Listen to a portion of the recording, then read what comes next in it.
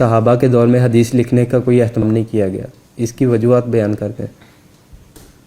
پہلی وجہ تو یہی ہے کہ نبی کریم صلی اللہ علیہ وسلم کے بارے میں روایات میں آتا ہے کہ ایک دن آپ نکلے تو صحابہ کچھ کاغذات پر لکھ کر پڑھ رہے تھے، تو آپ نے پوچھا کہ یہ کیا ہے؟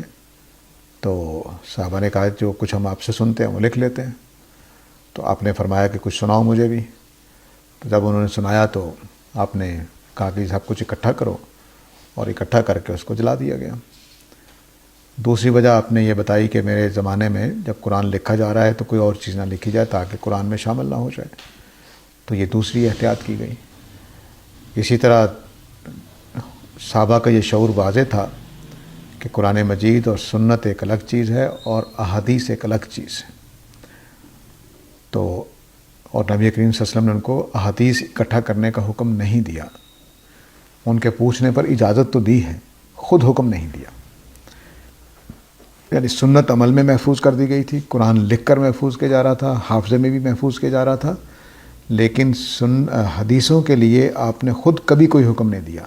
صحابہ نے اجازت مانگی تو آپ نے اجازت دی ہے، تو اس وجہ سے سارے صحابہ اس کو لازم نہیں سمجھتے تھے۔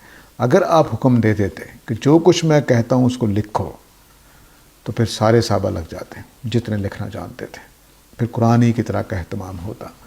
لیکن چونکہ خود نبی کریم صلی اللہ علیہ وسلم سے ایک حکم بھی ثابت نہیں ہے کہ آپ نے صحابہ سے کہا ہو کہ جو میں کہتا ہوں وہ لکھو، نہیں، اس لیے صحابہ نے نہیں لکھا۔ تو بعد کے کچھ صحابہ نے لکھا بھی، اس میں ابوبکر بھی شامل ہیں کہ ان کا بھی ایک چھوٹا سا صحیفہ تھا، اور بھی بہت سارے صحابہ ہیں، لیکن آپ نے جو کہ حکم نہیں دیا تھا اس لیے سب نے نہیں لکھا۔ اور نہ یہ اہتمام کیا گیا جو قرآن کے بارے میں تھا کہ پڑھ کے سنا کر غلطیاں ٹھیک کر لی جائیں، درست کر لیا جائے، یہ بھی اہتمام نہیں کیا گیا۔